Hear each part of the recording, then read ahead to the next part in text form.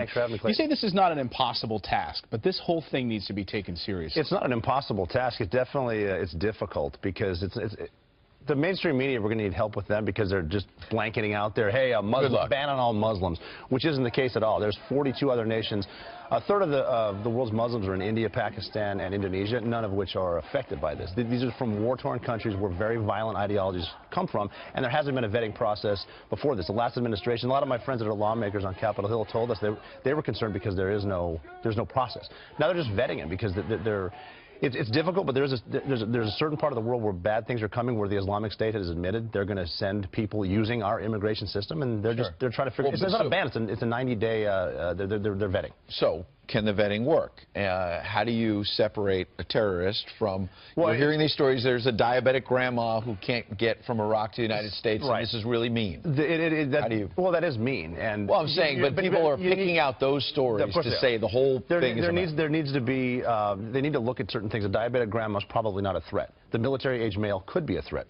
The family coming in, probably not a threat, but it's when you get a bunch of, like I said, the males that are coming in, that's where you kind of do it. You will need to profile a little bit as far as the way they're acting, questioning like Sharia law versus the Constitution, stuff like that. I mean, it's not fun, but this is a different war. We're not fighting the Nazis. But when you say there's a little profiling, the left is going to jump on that and say, see, this is a Muslim ban. It's not a Muslim ban. It's 7 countries that a lot of them are on the watch for terrorism. Like I said, the violent ideology coming in.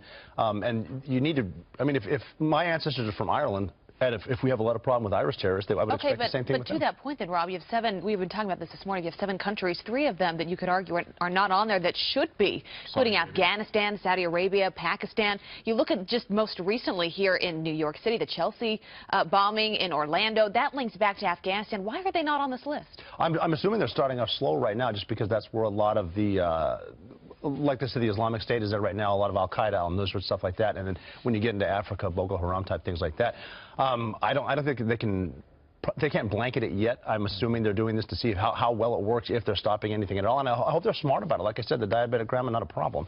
You heard Hillary Clinton came out of the woods and tweeted yesterday about this, and she said that this is not who we are as Americans and that she stands with those who are being detained. Well, of course she does. She's going to jump all over it, too. The people that hate President Trump are going to jump on everything, and they're going to try to make it sound as bad as they possibly can. President Trump came in here not just as a commander-in-chief for the military. He's a CEO, and he's trying to protect everybody in the country. It goes with the wall that he wants to build in Mexico, and he's trying to keep everybody, all Americans, regardless of religion, safe from the potential terrorists that come in. I mean, some people from some of these parts of the world, believe it or not, want to kill us just because who we are. Like Iran's all up in arms about it too.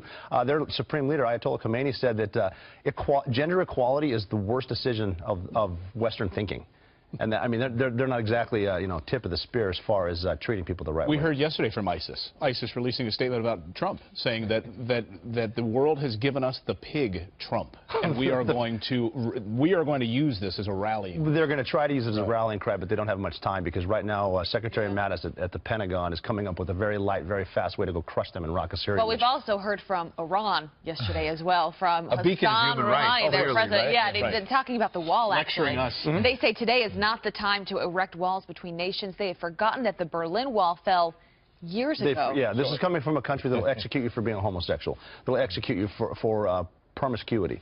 Under the age of 18, too, so not even a full adult. And if you think you might be gay, they'll kill you. So you think the left would get on that a little bit, not so much because they hate President Trump. You know, Rob, another thing, when I was covering the White House 2011, President Obama was in office and decided to have a 6-month pause on refugees from Iraq. Yes, he did. You know this. Yes. Elizabeth Warren was not out there saying the Constitution is being shredded. Elizabeth Warren wasn't there because it didn't go on the side of her politics. Yeah. She had a Democrat in office, so she's not going to say much because a lot of people in there would rather just keep their power regardless of what they say. Constitution survived that ban. Yeah, it was fine. And again, it was probably a smart move just because we know there's radicalized individuals there, and you want to just have them slow down a little bit. We don't.